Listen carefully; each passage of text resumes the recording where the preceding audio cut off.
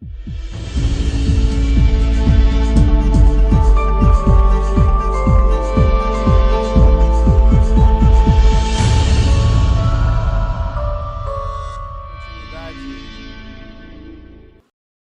nosso panorama no Novo Testamento, nós já passamos pelos Evangelhos, pelo livro de Atos, Filemão, Colossenses, Efésios, Filipenses, Gálatas, Romanos.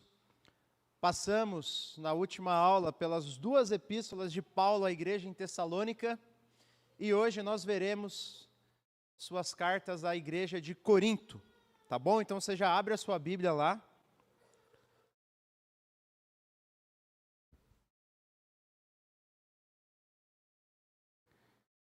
Primeira e segunda de Paulo aos Coríntios. Deixa aberto aí, você sabe que a gente lê bastante, folhemos bastante a Bíblia durante o panorama. Vamos orar, pedindo a graça de Deus sobre nós aqui. Senhor, te louvamos por esse dia do Senhor, pelo sol que nos ilumina e nos lembra que as tuas misericórdias se renovaram sobre as nossas vidas, Senhor. Obrigado por podermos nos reunir aqui e por podermos abrir a tua palavra. Que o teu bendito Espírito nos guie, que possamos ser edificados, consolados, exortados, Senhor, e que possamos sair daqui amando ainda mais a tua palavra. Ela que é lâmpada para os nossos caminhos, ela que nos guia e nos direciona, ela que nos revela a tua vontade. Então usa dessa aula, Senhor, para que o nosso coração se abra e a gente possa amar muito mais a tua Escritura. Por meio de Jesus, nosso bendito Salvador. Amém. Então hoje nós vamos ver as duas epístolas de Paulo à igreja na cidade de Corinto. Será que se apagar fica melhor? Apaga aqui na frente? Mais ou menos, mas tá bom. Bom, Corinto fica lá na Grécia, deve saber, até hoje, Corinto fica lá na Grécia. E o livro de Atos narra a história da plantação dessa igreja. O livro de Atos, lá no capítulo 18, narra como Paulo chegou em Corinto no final da sua segunda viagem missionária. E lá então, ele planta uma igreja. E ele mora junto e é auxiliado por um casal muito famoso na Escritura. Lembra quem? Quem? Priscila e Áquila. Priscila e Áquila foram quem ajudaram o apóstolo Paulo na plantação dessa igreja, lá na cidade de Corinto. A cidade de Corinto era muito famosa. No tempo do apóstolo Paulo, provavelmente ela tinha os seus 200.000 habitantes, o que era muito, mas muito para aquele período. Era uma grande metrópole, entre talvez as 10 maiores cidades ali do mundo e do Império Romano.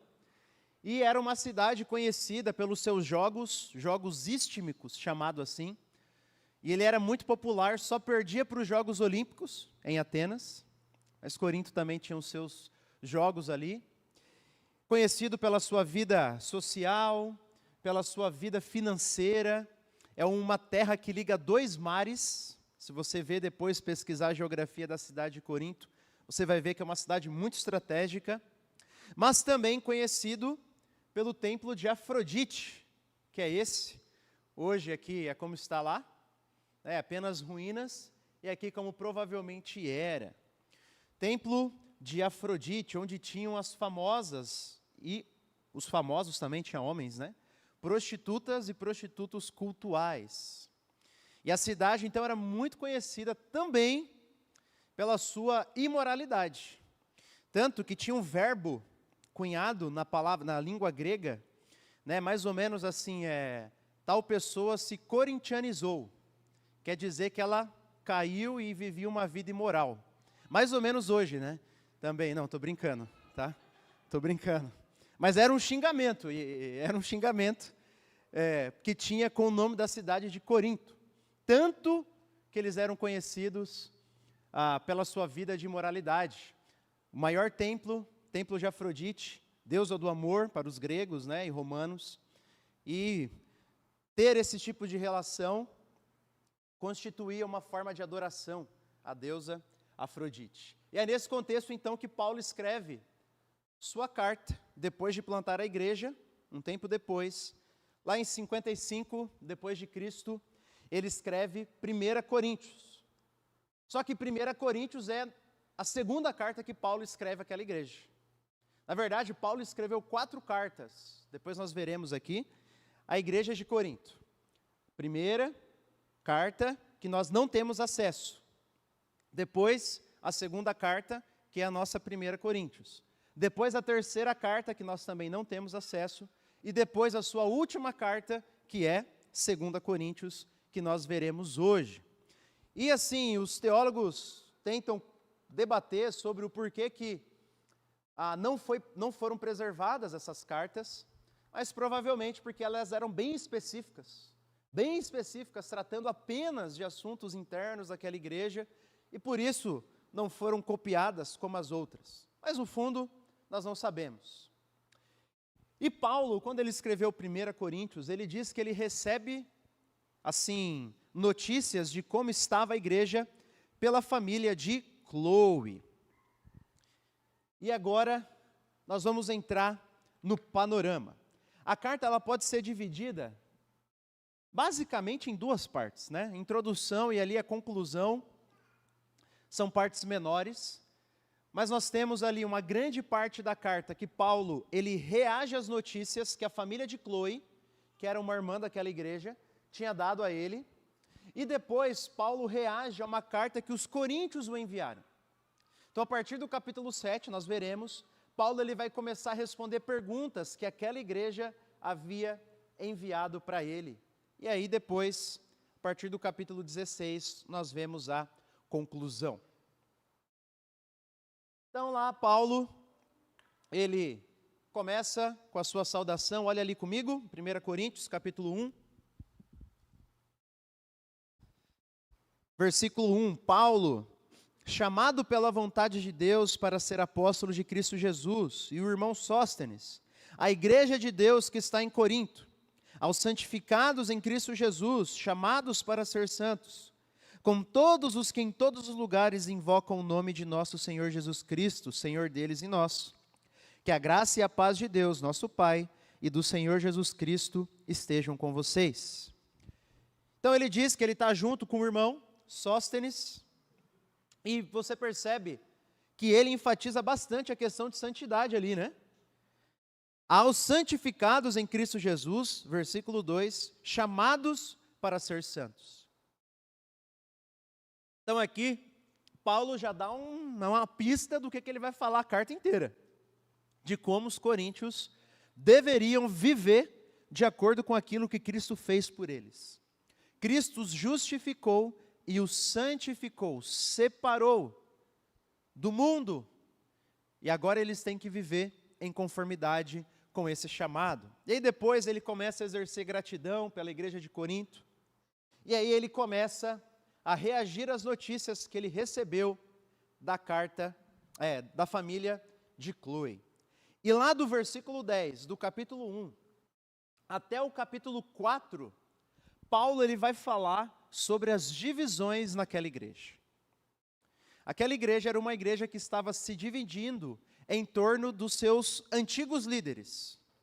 Então Paulo plantou, depois veio Apolo, não sabemos se Pedro passou por lá, talvez sim, talvez não, mas líderes que haviam passado por lá, e a igreja estava se dividindo entre eles. Não era assim, eu gosto mais do ensino de um ou do outro e tá bom. Não, eles estavam formando partidos. E também não era por causa se o ensino era bíblico ou não.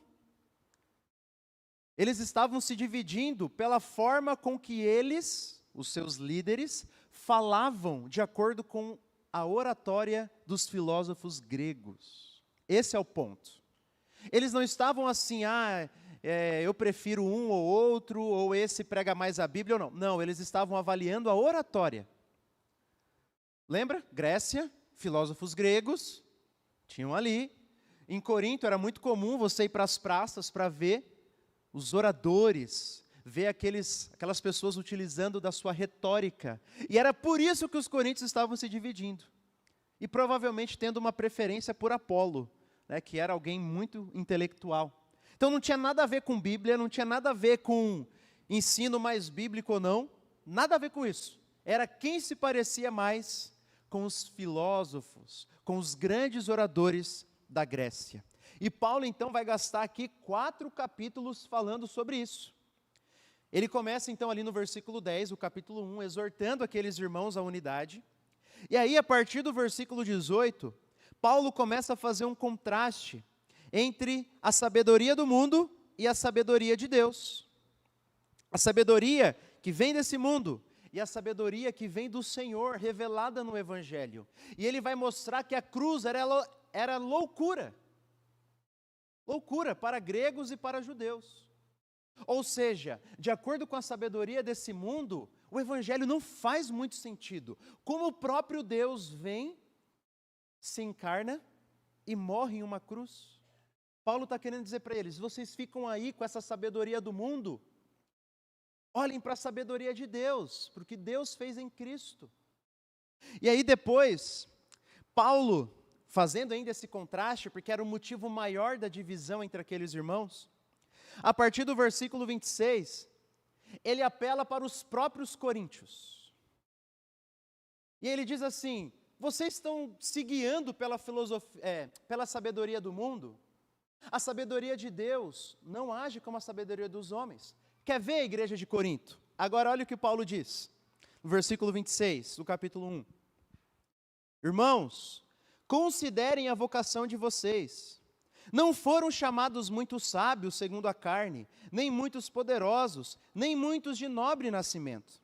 Pelo contrário, Deus escolheu as coisas loucas do mundo para envergonhar os sábios, e escolheu as coisas fracas do mundo para envergonhar as fortes. Então, Paulo está dizendo, olha para vocês estão valorizando a sabedoria desse mundo, os grandes desse mundo, mas a própria igreja de Corinto demonstra que Deus não age de acordo com a sabedoria desse mundo.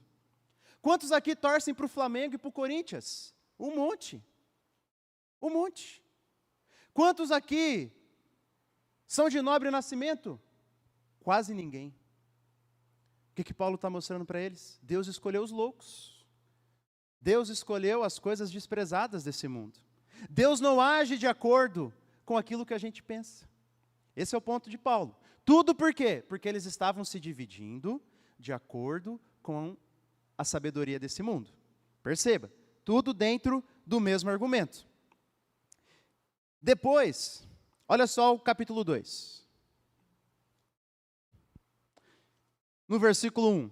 Irmãos, quando estive com vocês, anunciando-lhes o mistério de Cristo, não o fiz com ostentação de linguagem ou de sabedoria, porque decidi nada saber entre vocês, a não ser Cristo Jesus e este crucificado. Aí ele começa a se justificar. Por quê? Porque aquelas divisões não eram apenas divisões por causa de como os líderes falavam na sua oratória, mas também era uma negação do ministério do apóstolo Paulo.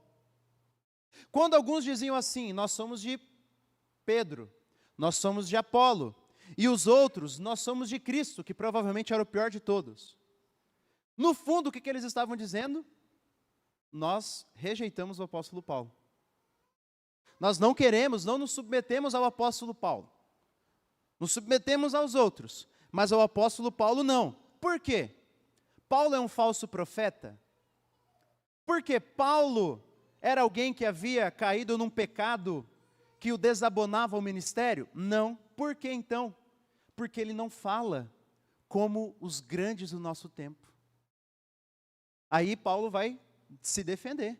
E ele vai dizer, não, eu quando fui ter entre vocês, eu realmente, intencionalmente não quis usar dos artifícios retóricos desse mundo. Por quê? Porque eu queria exaltar a Cristo. Esse é o ponto de Paulo aqui. Paulo era um grande intelectual de sua época, nós sabemos. Ele poderia muito bem usar dos seus artifícios retóricos e conhecimento que ele tinha. Mas ele não faz intencionalmente, por causa da idolatria da igreja de Corinto. A essa sabedoria do mundo. E aí depois, ele fala de novo sobre a sabedoria de Deus. E eu queria só abrir um parênteses aqui. Porque o versículo 8 e o versículo 9 são muito mal interpretados. Olha só o versículo 8 do capítulo 2. Nenhum dos poderosos desse mundo conheceu essa sabedoria. Porque se a tivessem conhecido, jamais teriam crucificado o Senhor da glória. Mas, como está escrito, nem olhos viram, nem ouvidos ouviram, nem jamais penetrou em coração humano o que Deus tem preparado para aqueles que o amam. Deus, porém, revelou isso a nós por meio do Espírito. Até aqui. O que a gente faz com esse texto? A gente acha que ele está se referindo lá ao futuro, né? Tá não. Não tá não. Nem olhos viram, nem ouvidos ouviram, nem jamais penetrou o que Deus tem preparado para aqueles que o amam. Mas Deus o revelou para nós. Paulo está falando do quê? Do Evangelho. O que Deus preparou para nós? Jesus. O que Deus preparou para nós? A sabedoria da cruz. É isso. É um texto que fala daquilo que Deus fez por nós em Cristo. E aí ele continua. Depois ele começa a falar sobre a diferença da natureza e dos dons entre os ministros. Ele começou dizendo que Deus não age de acordo com a sabedoria desse mundo. Lembra? Deus não age de acordo com a sabedoria desse mundo. Ele tenta mostrar aos coríntios os seus argumentos. Eles não deveriam valorizar a sabedoria desse mundo. E aí agora ele começa a falar também que eles não deveriam ter essas divisões entre eles, porque cada ministro tem o seu dom específico. É aí que ele diz, um planta, outro colhe, outro rega. Então não faz sentido às vezes você ficar comparando ministérios de líderes. Cada um tem o seu papel dentro do reino de Deus. Então não se divida a igreja de Corinto. Eu tive meu papel, Apolo teve o dele, e os líderes que vierem depois vão ter o dele. E é Deus quem vai dizer qual será esse papel. Então não se dividam por causa disso. E aí, o apóstolo Paulo, ele faz uma ameaça. Lá no capítulo 3. Olha só o capítulo 3, no versículo 16. Vocês não sabem que são santuário de Deus e que o Espírito de Deus habita em vocês? Se alguém destruir o santuário de Deus, Deus o destruirá, porque o santuário de Deus, que são vocês, é sagrado. Olha a ameaça que ele dá. Uma advertência. Vocês estão se dividindo, atentando contra o santuário de Deus. Saiba, quem atenta contra o santuário de Deus, Deus o destruirá. Ele não fala aqui o que é isso. Se é um juízo terreno ou um juízo eterno. Mas ele está sendo muito duro, porque a unidade da igreja deve ser valorizada. É muito importante. E aí, ele continua no versículo 4, ainda falando da unidade da igreja. E ele volta a falar sobre o que significa ser o ministro de Cristo, que eles são servos de Deus, que eles não deveriam brigar por isso.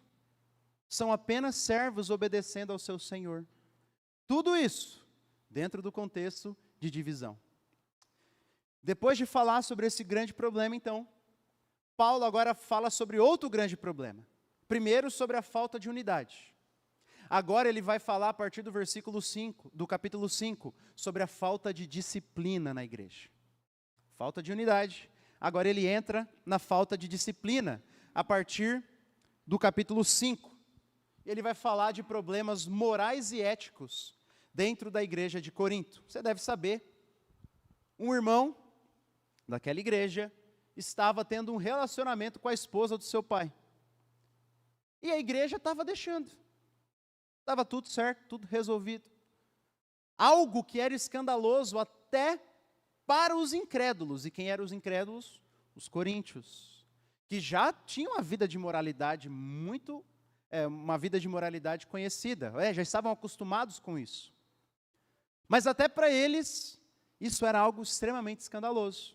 O que Paulo vai dizer que tem que fazer com aquele irmão? Expulsá-lo. Olha o versículo 9. Na outra carta, viu? Teve uma carta antes dessa, 5:9. Na outra carta, já escrevi a vocês que não se associassem com os impuros. Refiro-me com isso não propriamente aos impuros desse mundo, aos avarentos, ladrões ou idólatras, pois neste caso vocês teriam que sair do mundo. Mas agora escrevo a vocês que não se associem com alguém que, dizendo-se irmão, for devasso, avarento, idólatra, maldizente, bêbado ou ladrão, nem mesmo comam com alguém assim. Pois com que direito haveria eu de julgar os de fora? Mas será que vocês não devem julgar os de dentro? Os de fora, esses Deus os julgará. Expulsem o malfeitor do meio de vocês. Então Paulo manda que aquele irmão seja expulso da igreja. Só lembrando, nós temos uma exposição toda na carta de 1 Coríntios, lá no nosso YouTube, no nosso Spotify. Se você quer ver cada um desses trechos com mais detalhes, você pode acessar lá depois. Mas Paulo manda que esse irmão fosse expulso. O que é isso? Chutar ele para fora, pedir para os diáconos jogarem ele lá no meio da rua e ficarem de guarda ali? Não. Não tratá-lo como um irmão e não ter mais comunhão com ele, caso ele continue se dizendo irmão. Perceba que Paulo diz, olha, eu não quero que vocês se associem com os impuros. Mas eu não estou falando dos impuros desse mundo. Por quê?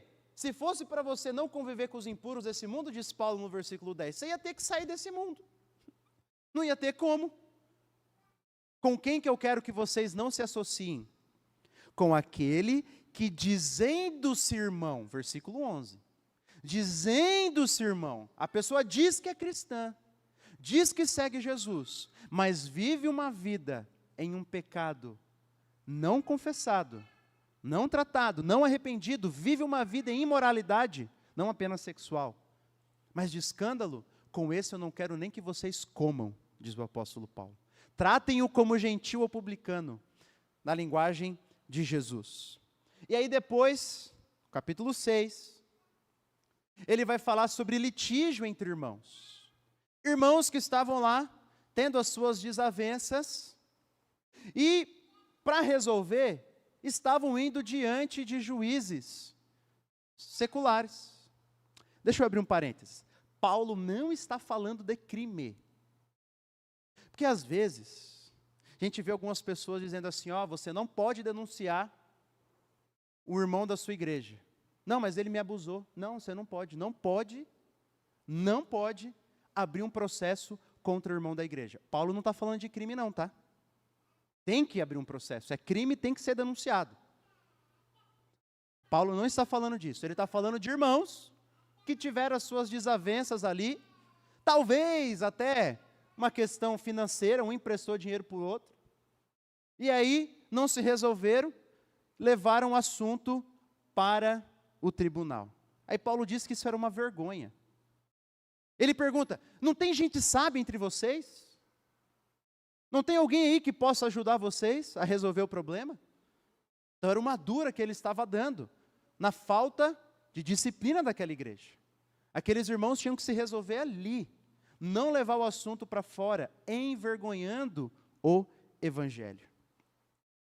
E depois, ele termina esse capítulo 6 dizendo que nós deveríamos, que os coríntios, e nós, claro, deveríamos fugir da imoralidade. Então, o irmão cometendo incesto, irmãos brigando entre si e não conseguiam resolver, levavam para o tribunal terreno, e no fim, Paulo agora fala para eles fugirem da imoralidade. E você vai ver, por exemplo, no versículo 15, olha só, 6,15, vocês não sabem que o corpo de cada um de vocês é membro de Cristo? Será que eu tomaria os membros de Cristo e os faria membros de uma prostituta? De modo nenhum. que agora alguns irmãos estavam fazendo? Frequentando prostíbulo. E ninguém fazia nada. Não, é comum, é normal aqui na nossa cultura, na nossa cidade. Paulo fala, vocês estão doidos. Não pode isso. Então esses são os 3 assuntos que Paulo trata e fala sobre a falta de disciplina naquela igreja. O irmão dormindo com a madrasta, litígio, irmãos que ficam brigando na esfera pública e, por fim, irmãos daquela igreja que estavam frequentando lugares que não deveriam, se unindo com garotas de programa. Depois disso, olha o capítulo 7, versículo 1. Quanto ao que vocês me escreveram, agora Paulo começa uma nova sessão na sua carta. Ele começa a falar e a responder, as perguntas ou os temas que os coríntios enviaram para eles. Nós não sabemos direito o que era. A gente faz aqui uma engenharia reversa. Nós pegamos o que Paulo respondeu para entender o que os coríntios estavam perguntando. E, talvez aí na sua Bíblia, está escrito assim, é bom que o homem não toque em mulher. Algumas traduções mais modernas já colocam essa frase entre aspas. Entre aspas. Por quê? Porque se você não coloca entre aspas, parece que é o apóstolo Paulo que está falando isso. Mas provavelmente, hoje os comentaristas, os estudiosos entendem que não é o apóstolo Paulo que está falando isso. Assim como aquela frase, tudo me é lícito. Não era o apóstolo Paulo que está falando sobre isso. Não era. Era algo que os coríntios diziam, os slogans dos coríntios. Então, provavelmente, eles escreveram uma carta ao apóstolo Paulo, dizendo, olha, não é bom que o homem toque uma mulher. E aí, alguns irmãos daquela igreja, especialmente as irmãs, o que elas estavam fazendo? Elas diziam assim, olha, no céu não se casam nem se dão em casamento. A gente sabe disso. O relacionamento íntimo, depois que Jesus voltar, não vai ter. Então, já que o Espírito foi derramado, já que nós já iniciamos os últimos dias, o Novo Testamento ensina, que os últimos dias inauguraram com Jesus, então nós vamos viver isso dentro do nosso casamento. Já que no novo céu e na nova terra não vai ter, e a gente vive para buscar o novo céu e a nova terra, nós já vamos começar a praticar agora. Não vamos mais ter relacionamento íntimo com os nossos maridos. Aí Paulo vai dizer, nananina não. O dever, a vida íntima é um dever que o casal deve para o outro. O marido deve para a mulher. E a mulher deve para o marido. É nesse contexto que Paulo, então, proíbe essa prática. Mas aí ele aproveita para falar sobre outros assuntos a respeito do casamento. Por exemplo, no capítulo 7 também ele vai dizer que ou o celibato, ou a solteirice, ou o casamento são dons dados por Deus. São dons. Nem todos têm o dom de casar. E nem todos têm o dom de permanecerem solteiros. Paulo, ele vai ensinar isso. Ele também vai dizer que no contexto dos coríntios, olha, era melhor permanecer como Deus o havia chamado. Casado, permanecer casado, claro. Solteiro, olha, devido ao contexto cultural ali que estavam vivendo, talvez fosse melhor permanecer solteiro, naquele contexto específico. A gente falou bastante sobre isso, Mas ele fala sobre vários assuntos. E também o que estava acontecendo? Tinha um outro problema, 2 grandes, Primeiro, irmãs que não queriam mais ter relacionamento íntimo com seus maridos, porque achavam que tinham que viver de acordo, tinham que viver igual o novo céu e a nova terra. Mas tinha um segundo ponto. Alguns membros daquela igreja, alguns irmãos, tinham se convertido após o casamento, após o matrimônio, e o seu cônjuge não se converteu. E aí o que eles queriam fazer? Abandonar o cônjuge incrédulo. Paulo fala, negativo. Não pode. Não pode. Se ele quer continuar vivendo contigo, você não pode abandoná-lo. Você não deve abandoná-lo. Você deve continuar nesse relacionamento. Você não pode usar de Deus para justificar o seu divórcio. Paulo diz que não. E aí depois ele vai dizer que o caso da exceção é quando o incrédulo vai embora, aí é diferente, o incrédulo quer abandonar, ou no caso de viuvez. Mas, se for para recasar, no caso da viúva, diz Paulo, que seja com alguém no Senhor. Que seja com alguém que segue o Senhor, que está em um relacionamento também com o Senhor. Então é um capítulo bem grande, ó, os irmãos podem ver. Vários versículos, porque ele trata de vários assuntos sobre o casamento. E aí, no capítulo 8, ele começa a falar sobre comidas sacrificadas aos ídolos. Os coríntios também perguntaram disso. Por quê? Você tinha lá as cerimônias em que eram sacrificados animais, e aí o que sobrava eles mandavam para o mercado, para ser vendido. E aí tinha a pergunta, olha, posso comer a comida que foi sacrificada ao ídolo ou não? Porque você chegava no mercado, você não sabia de onde tinha vindo. Você não sabia se tinha vindo do templo ou não, porque ficava perto do templo o mercado. Você não sabia. Aí Paulo diz, compra, olha, não se preocupa com isso. O ídolo a gente sabe que não é nada. Não fiquem se perguntando. Podem comer. Mas o apóstolo Paulo, ele ensina que nós deveríamos ter um cuidado. Olha só, no capítulo 8, versículo 12. E deste modo, pecando contra os irmãos, ferindo a consciência fraca que eles têm, é contra Cristo que vocês estão pecando. E por isso, se a comida serve de escândalo ao meu irmão, nunca mais comerei carne, para que não venha a escandalizá-lo. Então Paulo diz, a nossa liberdade tem um limite, o amor ao nosso irmão. E o que significa escandalizar o irmão? É quando a minha prática pode levar o irmão, ou induz o irmão a pecar. Escandalizar não é a gente guiar a nossa vida pela consciência alheia daquilo que o irmão pensa ou não que é pecado. Porque senão a gente não ia fazer nada, né? Ter irmão que falar, não, eu acho que é pecado você colocar shorts. Aí você fala, então não vou colocar shorts. Não, eu acho que é pecado comer carne de porco. Fala, meu Deus, se for ver quem acha que é ou não pecado, né, estamos perdidos. Qual é o ponto do apóstolo Paulo? Escandalizar o irmão. É quando com a sua prática, o irmão pode cair em pecado. Essa é a ideia. Paulo está falando num contexto em que os irmãos eram idólatras, saíram da idolatria. E eles tinham toda uma pressão social para voltarem à religião dos seus pais, para voltarem à religião grega, para voltarem à idolatria.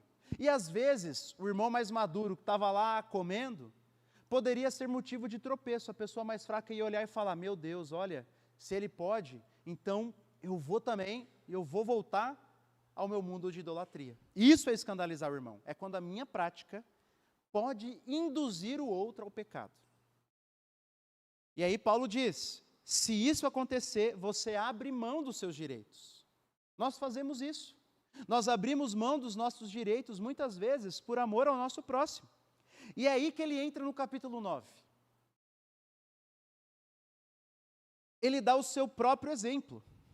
Olha só comigo, o versículo 12 e 13. 9, 12 e 13. Se os outros participam desse direito sobre vocês, não temos nós em maior medida? Entretanto, não fizemos uso desse direito, pelo contrário, suportamos tudo para não criarmos qualquer obstáculo ao Evangelho de Cristo. Vocês não sabem que os que prestam serviços sagrados se alimentam do próprio templo, e que os que servem ao altar participam do que é oferecido sobre o altar? Assim também o Senhor ordenou aos que pregam o Evangelho que vivam do Evangelho. Eu, porém, não tenho feito uso de nenhuma dessas coisas. Então o apóstolo Paulo ele vai dar um exemplo do que ele fez. Ele está dizendo, eu tenho o direito de ser sustentado por vocês, coríntios. Quem prega o Evangelho, que viva do Evangelho, é um princípio.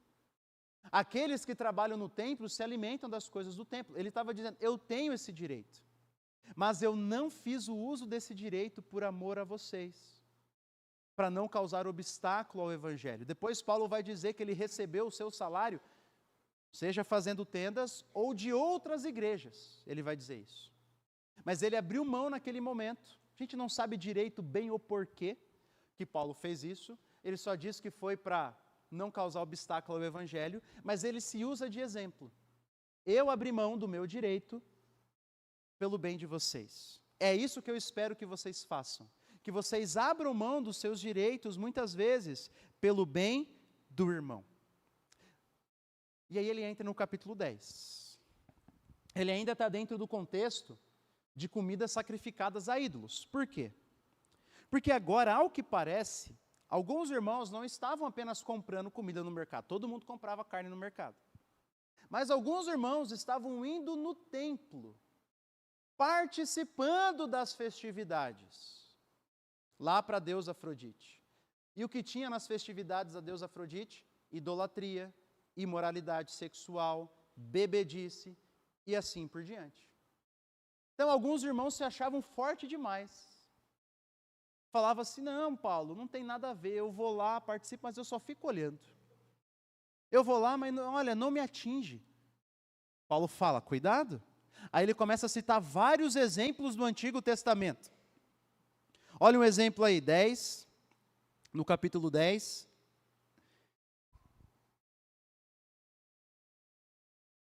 Versículo 7. O exemplo da idolatria. Não sejam idólatras, como alguns deles foram, conforme está escrito. O povo assentou-se para comer e beber e levantou-se para se divertir. E não pratiquemos imoralidade, como alguns deles o fizeram, e caíram mortos. Num só dia, 23.000. Não ponhamos Cristo à prova, como alguns deles fizeram, e foram mortos pelas serpentes. Não fiquem murmurando, como alguns deles murmuraram, e foram destruídos pelo exterminador. Então Paulo ele começa a citar vários exemplos, como uma advertência àqueles irmãos que estavam testando Cristo, se achavam fortes e usavam da sua força, entre aspas aqui, para cometerem pecados, imoralidade, caminharem para longe do Senhor. E aí ele conclui, a partir do versículo 10, ali do capítulo 10, no versículo 23, dizendo que tudo que nós fazemos, nós temos que fazer para a glória de Deus e para o bem do nosso próximo. Buscando abençoar, amar a Deus e abençoar e amar o nosso próximo. Olha só, capítulo 11, capítulo 10, versículo 31. Portanto, se vocês comem ou bebem, ou fazem qualquer outra coisa, façam tudo para a glória de Deus. Não se tornem motivo de tropeço, nem para judeus, nem para gentios, nem para a igreja de Deus. Assim como também eu procuro em tudo ser agradável a todos, não buscando o meu próprio interesse, mas o de muitos, para que sejam salvos. Ou seja, vivam a sua vida para a glória de Deus, amando a Deus, honrando a Deus, e para o bem do nosso próximo, para o bom testemunho do Evangelho, buscando não ser motivo de tropeço, seja para a igreja, seja para os incrédulos. Então, Paulo fala sobre isso, reage à carta dos Coríntios, com dois grandes assuntos até agora que a gente viu, casamento e sobre a questão de comidas sacrificadas a ídolos. E é interessante, detalhe, Paulo diz que pode comprar carne, ele diz que pode comprar carne lá no mercado, está tudo certo, desde que não venha induzir o irmão a pecar, mas ele proíbe participar do culto pagão. Ele proíbe participar do culto pagão. Olha só o versículo 21 do capítulo 10. Vocês não podem beber o cálice do Senhor e o cálice dos demônios. Não podem ser participantes da mesa do Senhor e da mesa dos demônios. Ou provocaremos ciúmes no Senhor? Somos por acaso mais fortes do que Ele? Vou visitar uma mesquita, um outro templo budista, não vou na hora da adoração. Não posso. Vou visitar sei lá, estou em um país, vou visitar lá alguma coisa, turistar, não posso fazer, não posso participar de outro culto, não posso participar, que não seja o Deus verdadeiro. Não posso comungar com uma adoração que não seja ao Deus verdadeiro. E aí, Paulo começa a falar agora sobre questões acerca do culto. 1 Coríntios é muito legal porque ela é bem prática, né? Vários princípios que nós temos de prática na igreja vêm de 1 Coríntios. Aí ele fala sobre o uso do véu.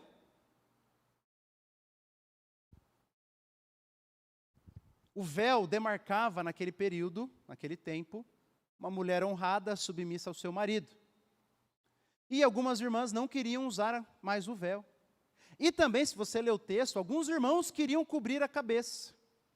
Ao que parece, eles estavam pegando os distintivos de homem e de mulher e misturando tudo. Paulo proíbe isso, fala não, usem, as mulheres têm que usar o véu e os homens não podem usar o véu. Essas demarcações entre homem e mulher têm que ficar bem nítidas. Bem nítido. Depois você pode ver lá a nossa pregação sobre isso, a gente tenta explicar bastante. É um texto bem complicado, tá bom? Mas depois que a gente estuda, não parece ser tão difícil assim. Mas era um aspecto que demonstrava uma mulher submissa ao seu marido. E algumas irmãs não queriam fazer isso e estavam escandalizando. Paulo diz, não, voltem a usar. Por que nós não usamos? Porque na nossa cultura não quer dizer nada. Na nossa cultura não quer dizer nada. O véu não comunica submissão ou insubmissão, ou assim por diante. E depois, Paulo vai falar sobre a ceia do Senhor. O que estava acontecendo? Vocês lembram que a igreja estava dividida, certo? Estava tendo divisão na igreja. Inclusive na hora da ceia. Ao que parece, os irmãos mais abastados, os irmãos mais ricos, alguns deles, chegavam antes, tinham seu próprio banquete de ceia, e não deixavam nada para os irmãos mais pobres. Olha só o versículo 21. Capítulo 11, versículo 21. Porque quando comem, cada um toma antecipadamente a sua própria ceia. E enquanto um fica com fome, o outro fica embriagado. Será que vocês não têm casas onde possam comer e beber? Ou menosprezam a igreja de Deus e envergonham os que nada têm? Ou menosprezam a igreja de Deus e envergonham os que nada têm, os mais pobres. Que posso dizer a vocês? Devo elogiá-los? Nisso certamente não posso elogiá-los. Então, tinha aquele grande banquete em que a ceia era comemorada, os mais ricos desfrutavam do seu grande banquete, e os mais pobres, que não levavam nada, chegavam, já tinha acabado tudo. Tinha irmão que ficava com fome, e tinha irmão que ficava bêbado. Então, uma divisão bem na hora da celebração da ceia. E é por isso que Paulo diz que para participar da ceia, tem que se entender muito bem a importância do corpo de Cristo. Por isso que ele diz ali no versículo 29, pois quem come e bebe sem discernir o corpo, come e bebe juízo para si. Sem discernir o corpo, sem entender a importância do corpo, sem entender a importância da unidade do corpo, a importância de todos os irmãos. Por isso é uma orientação. Se eu não sou membro ou estou no processo de me tornar comprometido com uma igreja, eu não participo da ceia. Por quê? Por que eu não me comprometo? Não entendi a importância da igreja local. Por quê? Se eu estou causando divisão dentro da minha igreja, minha consciência tem que apontar e eu não participo da ceia. Então é nesse sentido de discernir o corpo. Discernir a importância que o corpo de Cristo tem e a unidade desse corpo tem para nós. Depois de falar sobre o culto, ele começa a falar sobre os dons espirituais. Essa parte você conhece bem. Mais um problema na igreja de Corinto agora. Alguns irmãos tinham determinado dom, o dom de línguas, e eles se achavam superiores aos outros. Eles achavam que eles eram mais do que os outros irmãos. Então Paulo ele vai dizer que dentro da igreja nós temos uma unidade na diversidade. É o mesmo Deus que nos dá os dons. O Pai, o Filho e o Espírito Santo, ele vai dizer lá no capítulo 12, a partir do versículo 4. E ele nos dá com um propósito específico: edificar a igreja. Só que Deus dá dons diferentes para pessoas diferentes. Não deveriam então ficar dizendo, se orgulhando, eu recebi esse dom e você não. É Deus quem dá. Se Deus quiser tirar e dar outro dom, Ele faz. Você não pode se orgulhar, eu mereci. É isso que Paulo estava dizendo. E aí que vem o texto de 1 Coríntios 13, sobre o amor. Paulo não está falando do amor do marido pela mulher ou da esposa pelo seu marido. Paulo está falando do amor de um irmão pelo outro. Pegar 1 Coríntios 13 para um amor de marido e mulher, está certo? Claro que está certo. Mas aí a gente entende, né? Agora, pegar 1 Coríntios 13 e pensar que aquilo é o amor que nós devemos ter pelo nosso irmão, é mais difícil, né? Porque a régua vai lá em cima. Paulo está falando no contexto do uso dos dons, porque o ponto de Paulo era, vocês estão exercendo os dons sem amor. Na verdade, desde o capítulo 8, vocês estão exercendo a sua liberdade sem amor. Está faltando amor nessa igreja. E aí ele vem e fala de 1 Coríntios 13, vocês têm que exercer os dons com amor. E por fim, no capítulo 14, ele fala sobre profecia e línguas e diz que o dom de profecia era superior ao de línguas, pelo simples fato de que profecia envolve uma fala que anuncia a palavra de Deus na língua do povo. É isso.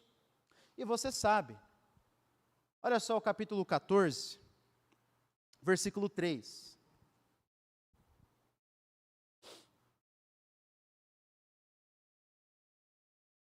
Mas o que profetiza fala para pessoas, edificando, exortando e consolando.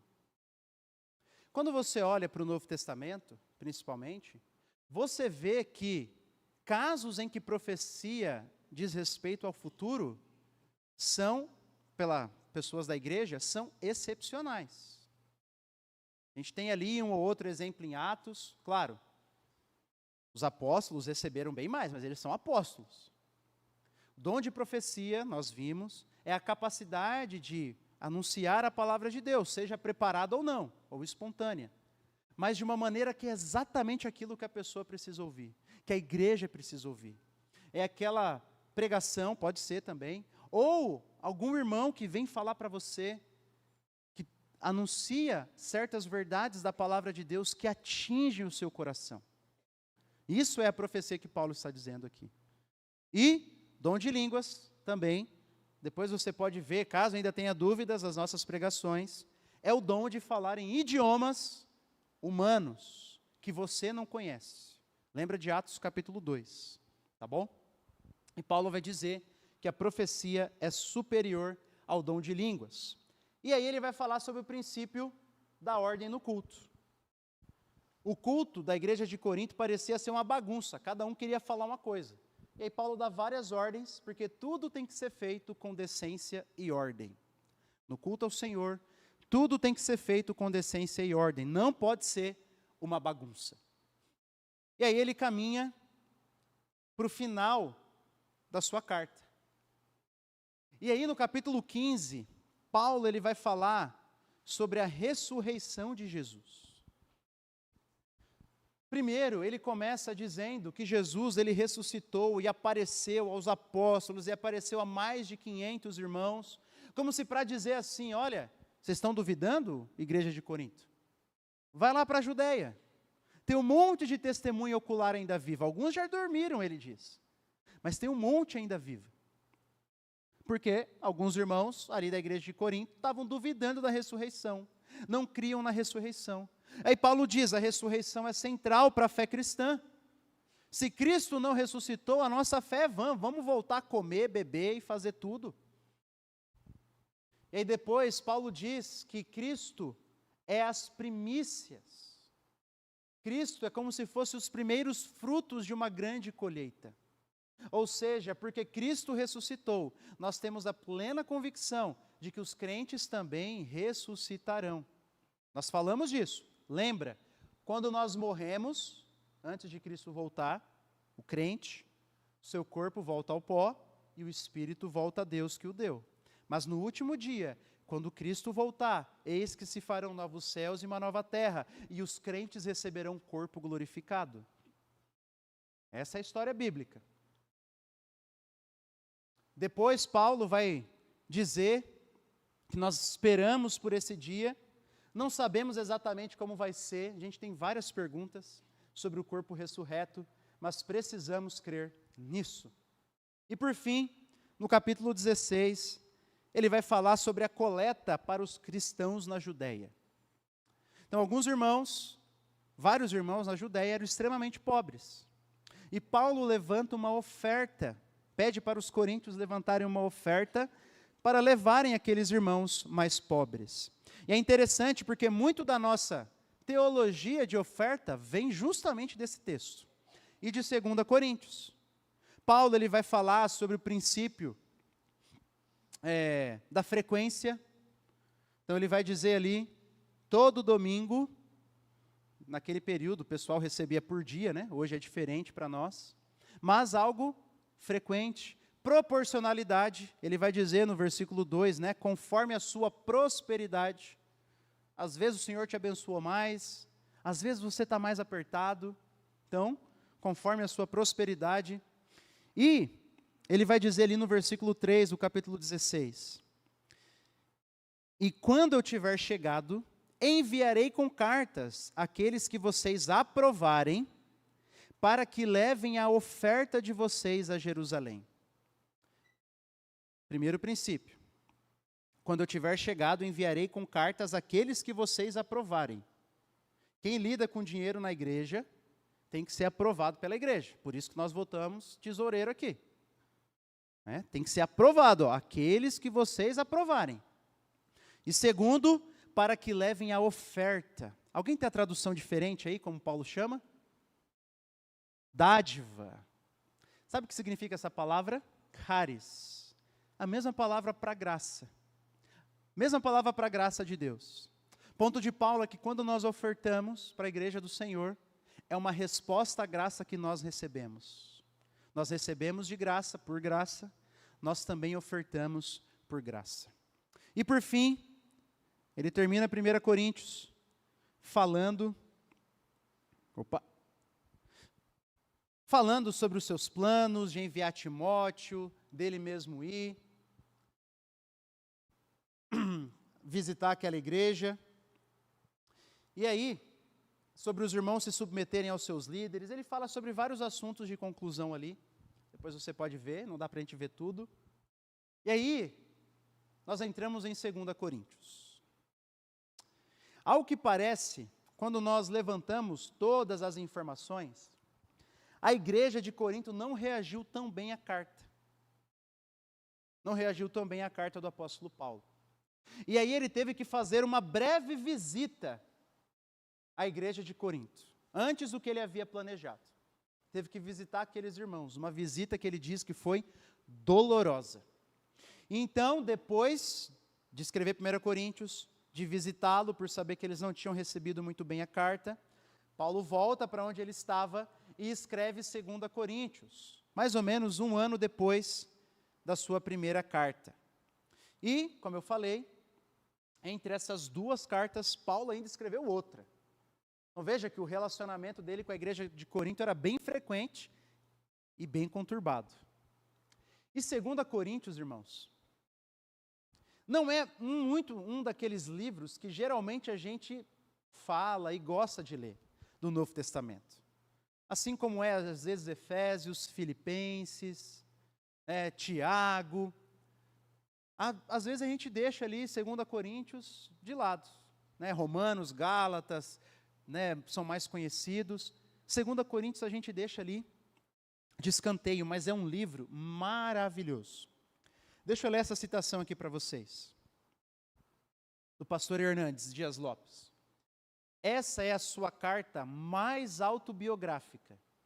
Nela, o apóstolo conta suas lutas mais renhidas e suas aflições mais agônicas. Nessa carta, Paulo abre as cortinas da alma e mostra suas dores mais profundas, suas tensões mais íntimas e suas experiências mais arrebatadoras. Mais do que qualquer outra epístola, 2 Coríntios permite-nos sondar os sentimentos íntimos do apóstolo sobre si mesmo, sobre seu ministério apostólico e sobre seu relacionamento com as igrejas que fundava e nutria. Nenhum outro livro do Novo Testamento retrata uma angústia emocional, física e espiritual com tanta profundidade e amplitude. Esse livro, essa segunda carta de Paulo aos Coríntios é maravilhosa. Sabe que um dos nossos objetivos aqui é um panorama para que quando você for ler 2 Coríntios, 1 Coríntios no seu devocional ou outros livros, você vai lá ver as suas anotações, olha lá no YouTube da igreja, para continuar, para te ajudar na leitura. Mas também para te inspirar a ler esses livros. E 2 Coríntios é um livro maravilhoso de se ler, porque nele nós vemos o apóstolo Paulo abrindo o seu coração para uma igreja que o estava rejeitando. Muitos irmãos que estavam rejeitando. E basicamente aqui, essa é a estrutura de 2 Coríntios. Paulo começa com uma introdução e ação de graças, como era de praxe, começa falando isso. E depois Paulo ele começa falando sobre o seu ministério com os coríntios. Paulo, ele queria voltar para aquela cidade. Ele havia dito aos coríntios, olha, eu vou visitar vocês nessa data. Mas chega a data e Paulo não visita. E aí os coríntios começam a reclamar. E eles dizem assim, deixa eu mudar aqui. E eles dizem assim, ué Paulo, cadê o seu sim, sim e não, não? Você vê lá no capítulo 1 já. Aí Paulo ele começa a explicar o porquê que ele ainda não tinha visitado os coríntios. Porque ele queria dar tempo para aqueles irmãos mudarem. Ele não queria fazer outra visita ruim. Ele havia adiado seus planos, porque ele queria dar tempo para os irmãos se arrependerem. Olha só o versículo 23, do capítulo 1. Eu, porém, por minha vida, tomo Deus por testemunha de que foi para poupar vocês que ainda não voltei a Corinto.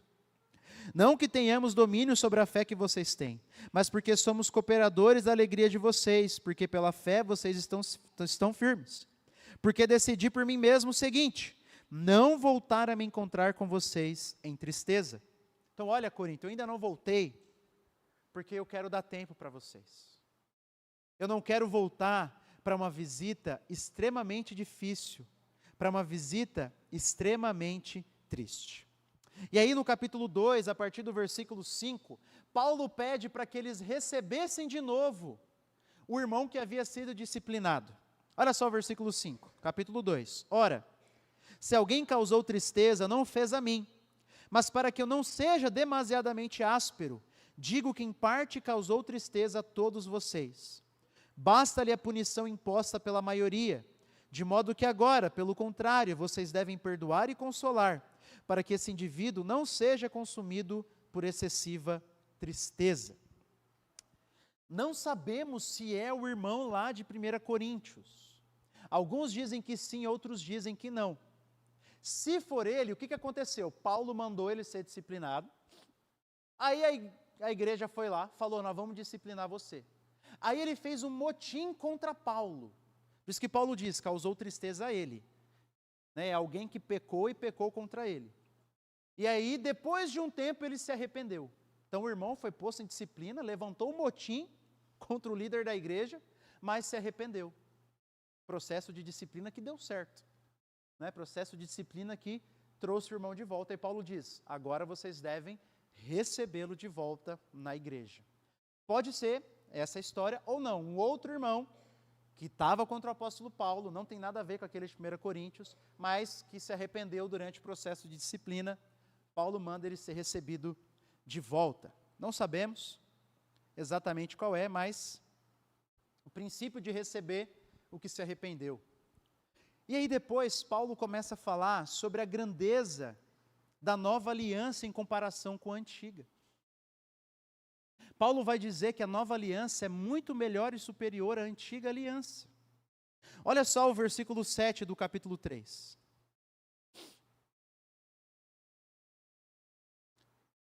E se o ministério da morte, gravado com letras em pedras, se revestiu de glória, a ponto de os filhos de Israel não poderem fixar os olhos na face de Moisés, por causa da glória do seu rosto, ainda que fosse uma glória que estava desaparecendo, como não será de maior glória o ministério do Espírito? Ele pega o exemplo de Moisés, que quando desceu do Monte Sinai, as pessoas não podiam olhar para ele, por causa da glória que ele refletia. Paulo está dizendo, a nova aliança é muito maior e melhor. Muito maior e melhor. Às vezes a gente olha para o Antigo Testamento e fala, nossa, eu queria morar no Antigo Testamento, né? Olha que beleza. Paulo está dizendo, meu irmão, você é muito mais privilegiado. Mas muito mais. O ministério do Espírito é muito superior ao ministério da antiga aliança.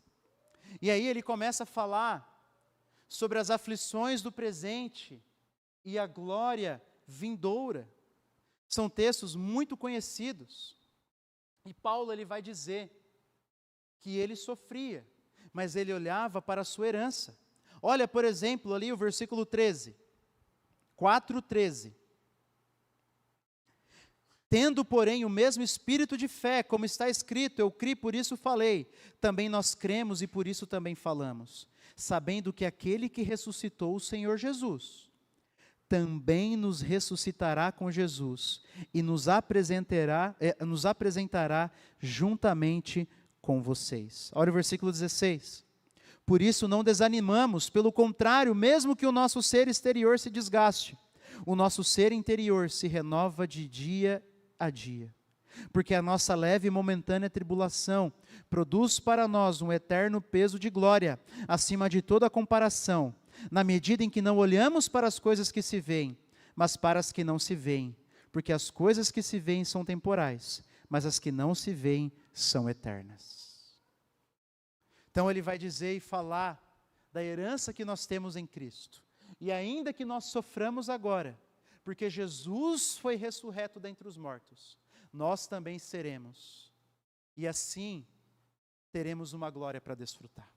Então Paulo está olhando para isso, falando ainda dentro do seu ministério, falando da grandeza da nova aliança. E do que a nova aliança promete para nós. Depois ele vai falar que o âmago do ministério é reconciliação. Nós dizemos para as pessoas se reconciliarem com Deus. Eles estão em um relacionamento quebrado, então devem ser reconciliados. E depois ele vai falar sobre as aflições no presente, mas também das alegrias e glórias no presente. Então a vida cristã não é como se a gente não desfrutasse de nada bom agora, não. A gente sofre muito, mas também desfrutamos de muitas coisas, de muitas alegrias no Senhor, nesse exato momento. Olha só o versículo 4 do capítulo 6. 6:4, capítulo 6, versículo 4. Pelo contrário, em tudo nos recomendamos a nós mesmos como ministros de Deus, na muita paciência, nas aflições, nas privações, nas angústias, nos açoites, nas prisões, nos tumultos, nos trabalhos, nas vigílias, nos jejuns, na pureza, no saber, na paciência, na bondade, no Espírito Santo, no amor não fingido e assim por diante. Você percebe que é uma mistura aí? Está falando de sofrimento e de alegria, dos açoites, mas da bondade, do Espírito Santo. Então a vida cristã é assim, é agridoce.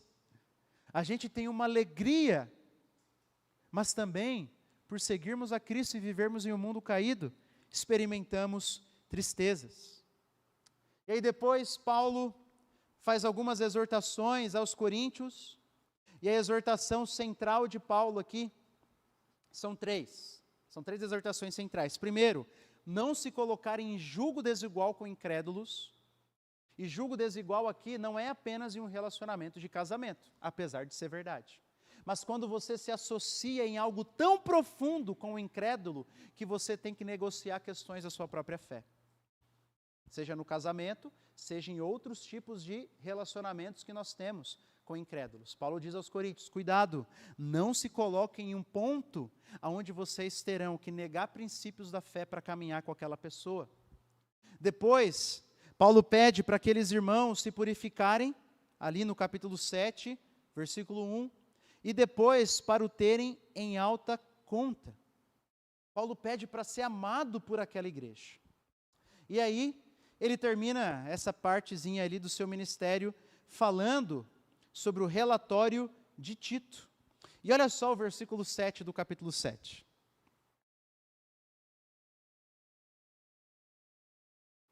E não somente com a chegada dele, mas também pelo consolo que recebeu de vocês. Tito nos falou da saudade, do pranto e do zelo que vocês têm por mim, aumentando assim a minha alegria. Então, nem tudo era notícia ruim da igreja de Corinto. Tinha alguns irmãos ali que amavam o apóstolo Paulo, que sentiam saudade do apóstolo Paulo, que tinham o apóstolo Paulo em alta conta, e isso alegrou o seu coração.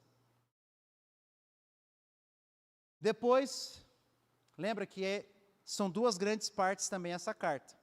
Quando ele vai falar do ministério dele com a igreja de Corinto, a sua relação com aquela igreja, fala do seu papel como ministro, da nova aliança que ele pregava, que era extremamente superior à antiga aliança, dá algumas exortações aos coríntios, e agora Paulo vai gastar mais um tempo ainda, falando sobre a coleta para Jerusalém, que ele já tinha começado a falar lá em 1 Coríntios.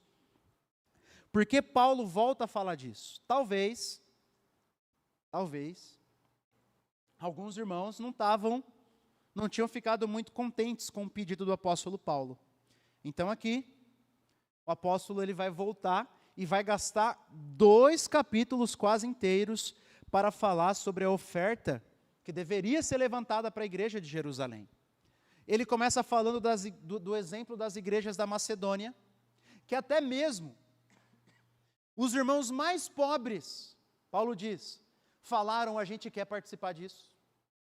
A gente quer participar, Paulo. Nós queremos ofertar para os nossos irmãos lá de Jerusalém. Paulo começa dizendo, então, do exemplo desses irmãos. Depois, Paulo apela para o exemplo do próprio Cristo, que era rico, mas se fez pobre. Por que nós ajudamos? Por que nós ofertamos? Por que nós, quando tem algum irmão ou irmãos passando necessidade, devemos auxiliar? Porque Cristo fez o mesmo. Paulo olha para Cristo. Cristo, que era rico, se fez pobre. Ele apela para o próprio princípio de Cristo. Depois, a partir do versículo 16, ali do capítulo 8, você vai ver que Paulo fala mais uma vez sobre princípios para cuidar com a questão financeira na igreja. E Paulo diz, olha, porque nós cuidamos para fazer o que é certo, não somente diante de Deus, mas também diante dos homens. Nós queremos dar bom testemunho da nossa maneira, da maneira com que lidamos com o dinheiro. Vários princípios, irmãos, que nós tiramos para lidar com a questão de oferta, vem desse texto, mas também para lidarmos com a questão de como e quem utiliza, ou quem administra dinheiro da igreja. Você pode ler depois, 2 Coríntios 8 e 9, vários princípios nós tiramos daí. E aí, Paulo entra no capítulo 10. E agora, caminhando para o final, os irmãos, tenham paciência, irmãos, são 2 cartas bem grandes, tá bom? Paulo agora ele é duro. Ele estava assim, dando uma exortada aqui, abrindo o seu coração, estava num tom mais ameno. Mas agora ele muda o tom. Paulo começa a partir do capítulo 10 a falar contra os falsos apóstolos. Alguns estavam se apresentando lá na igreja de Corinto como apóstolos de Cristo. Vocês acham que falso apóstolo é de hoje? Não, desde o início da história da igreja. E eles estavam falando contra o apóstolo Paulo. E o que eles usavam contra o apóstolo Paulo? Olha o versículo 10 do capítulo 10. Alguns dizem, as cartas são graves e fortes, mas a presença pessoal dele é fraca, e a sua palavra é desprezível. Olha só o que ele estava acusando o apóstolo Paulo. Quando ele escreve, parece que é um leão. Chega aqui diante de nós, parece um cordeirinho. Oratória. Ele fala bonito quando escreve, mas quando está falando, é fracote. Por quê? Coríntios aficionados pela oratória. E os apóstolos ali estavam usando disso. Depois tinha uma outra acusação que Paulo estava recebendo. Lembra que ele recusou receber ajuda financeira da igreja? Aí os irmãos estavam dizendo, Paulo, você é um mal agradecido. Os irmãos, não a igreja toda, né? Alguns grupos. Você é um mal agradecido. Nós queríamos abençoar você e você recusou. E aí eles estavam usando isso contra o apóstolo Paulo. Olha o que ele diz no capítulo 11, no versículo 7. Será que cometi algum pecado pelo fato de viver humildemente, para que vocês fossem exaltados, visto que lhes anunciei o evangelho de Deus sem cobrar nada? Tirei de outras igrejas, recebendo o salário, para poder servir a vocês. E estando em vocês, ao passar por privações, não me fiz pesado a ninguém, pois os irmãos, quando vieram da Macedônia, supriram o que me faltava. Em tudo me guardei e me guardarei de ser pesado a vocês. Então estavam acusando isso o apóstolo Paulo. Ele diz, olha, eu tinha o direito. E eu recebi sim sustento de outras igrejas, para não ser pesado a vocês, mas eu fiz por amor a Cristo. Não é, Coríntios, que eu estava assim, me sentindo snob, ou porque eu achava que vocês não eram dignos de ajudar um apóstolo. Não tem nada a ver com isso. Fiz por causa do Evangelho. E depois, Paulo ele diz que esses falsos apóstolos eram mensageiros de Satanás. E aí que Paulo diz que até Satanás se reveste como anjo de luz e nos engana. Paulo estava dizendo que esses falsos apóstolos eram mensageiros do diabo. Falsos profetas, falsos pastores, eram mensageiros de Satanás. E então ele começa a fazer comparação, a fazer algumas comparações, não foi só uma não, uma comparação, foram várias, entre ele e esses apóstolos. E aí você vai entender algumas partes importantes dessa carta. Primeiro, Paulo começa dizendo que ele também era um hebreu. Então, tudo indica que esses falsos apóstolos ainda eram judaizantes. Coisa que a gente conhece lá de Gálatas já, né? Paulo fala, eu também sou hebreu. Eu também sou da descendência de Israel. Eu também sou. Depois, Paulo também fala dos seus sofrimentos. Olha o versículo 23 ali do capítulo 11. São ministros de Cristo, falando como se estivesse fora de mim, afirmo que sou ainda mais, em trabalhos muito mais, em prisões muito mais, em açoites sem medidas, em perigos de morte muitas vezes. E aí ele faz uma lista dos seus sofrimentos. Ele fala, minha vida mostra que eu sou ministro de Cristo. Então se eles acham aí que são alguma coisa, eu trabalhei muito mais e sofri muito mais. E aí a partir do capítulo 12, Paulo fala, eles acham que receberam alguma coisa do Senhor? Deixa eu contar. Houve um homem, que no corpo ou fora do corpo eu não sei, mas que foi arrebatado ao terceiro céu, e teve visões inefáveis do Senhor. É aí que Paulo fala sobre as suas revelações, depois de muitos anos. Ele está dizendo, eles acham? Eu também. Eu recebi revelações do Senhor, e para que eu não me orgulhasse, Deus me deu um espinho na carne. Então ele começa a fazer essas comparações. Eu sofri muito mais do que eles, trabalhei muito mais. Eu recebi revelações verdadeiras do Senhor, eles não. É nesse contexto que Paulo fala disso. E por fim ele apresenta as suas credenciais. Olha o versículo 12, do capítulo 12. Pois as minhas credenciais de apóstolo foram apresentadas no meio de vocês, com toda a paciência, por sinais, prodígios e maravilhas. Eu demonstrei que fui um apóstolo verdadeiro, por meio dos milagres e sinais que acompanharam o meu ministério. Por isso, irmãos, que nós cremos que, de maneira especial, essas manifestações aconteciam de forma abundante no ministério dos apóstolos. Acreditamos hoje? Claro que sim, tem várias histórias de milagres. Claro que sim, cremos piamente nisso. Mas essa ideia de que tem que ser igual à igreja primitiva, não tem que ser igual. Era algo ligado especialmente aos apóstolos, fazia parte da credencial dos apóstolos. Essa manifestação abundante. E aí, nessa parte, aqui, Paulo também deixa transparecer o seu coração pastoral. Olha o versículo 15. Eu de boa vontade gastarei e me deixarei gastar em favor de vocês. E olha o versículo 21 do capítulo 12. Tenho receio de que, indo outra vez, o meu Deus me humilhe diante de vocês, e eu venha chorar por muitos que no passado pecaram, e que não se arrependeram da impureza, da imoralidade sexual e da libertinagem que praticaram. Chorar. Paulo amava aquela igreja. O homem que amava a igreja. Tendo sofrido poucas e boas, Paulo poderia dizer, Coríntios, vocês ficam aí então, com seus super apóstolos aí, seus falsos apóstolos, fica aí com eles. Eu vou para as outras igrejas. Mas Paulo não faz isso. Paulo ama a igreja de Corinto. Foi uma igreja que ele plantou. Eram irmãos que tinham se convertido debaixo do seu ministério. Ele amava profundamente e estava disposto a se deixar gastar por aqueles irmãos. E aí depois ele diz que está se preparando para uma nova visita. E aí, depois de dar demonstrar assim o seu amor, sua paciência, aí Paulo faz uma ameaça agora. Olha só no capítulo 13.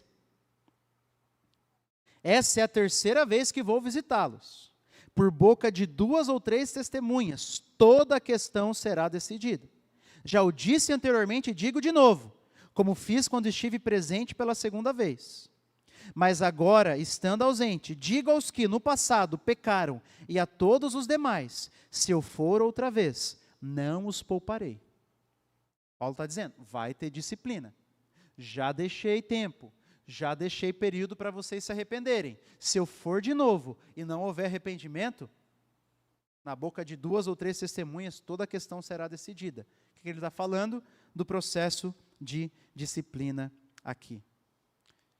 E aí, ele termina com as suas saudações e bênçãos. Aqui que nós temos a bênção apostólica, que a gente usa, as igrejas protestantes usam geralmente no final do culto. Olha aí, versículo 13 do capítulo 13. A graça do Senhor Jesus Cristo e o amor de Deus e a comunhão do Espírito Santo estejam sobre todos vocês. Essas são as 2 cartas de Paulo aos Coríntios. Livros maravilhosos, que nos relembram que o Senhor está trabalhando na sua igreja. Que nos relembram que vale a pena trabalhar pela igreja. E que também nos lembram de uma coisa. Nós somos um povo chamado pelo Senhor para viver uma vida santa. E ansiamos pelo dia em que o Senhor Jesus Cristo voltar. E assim, recebermos novos corpos e vivermos em um novo céu e uma nova terra. Essa é a esperança para que olhamos. 1 e 2 Coríntios nos mostram que a ressurreição de Jesus ela é central para a nossa fé. Às vezes a gente fala e foca apenas na morte de Cristo, mas esse não é o evangelho todo. Jesus ressuscitou, nos dando uma viva esperança, pela qual agora nós devemos viver. Então leia 1 e 2 Coríntios. Leia e você vai ser edificado. Você vai ver questões práticas da igreja, mas você vai ver principalmente como nós devemos trabalhar para o Senhor. Porque se Jesus ressuscitou, o nosso trabalho no Senhor não é em vão, como diz Paulo em 1 Coríntios 15. Não é em vão, às vezes parece que é. Às vezes parece que servir ao Senhor é em vão. Que dar uma aula, professor de ministério infantil, às vezes vem 1, 2 crianças, parece que é em vão. Que abrir a igreja, trabalhar no estacionamento, que pregar domingo após domingo, mesmo sabendo que a maioria das coisas serão esquecidas, parece que é em vão. que sofrer nesse corpo e permanecer sendo fiel ao Senhor parece que é em vão, mas não é. Porque Paulo nos ensina em 1 e 2 Coríntios que se o Senhor Jesus ressuscitou, no final, tudo vai acabar bem. No final, receberemos a recompensa. No final, viveremos em um novo mundo de Deus, juntos para todo sempre.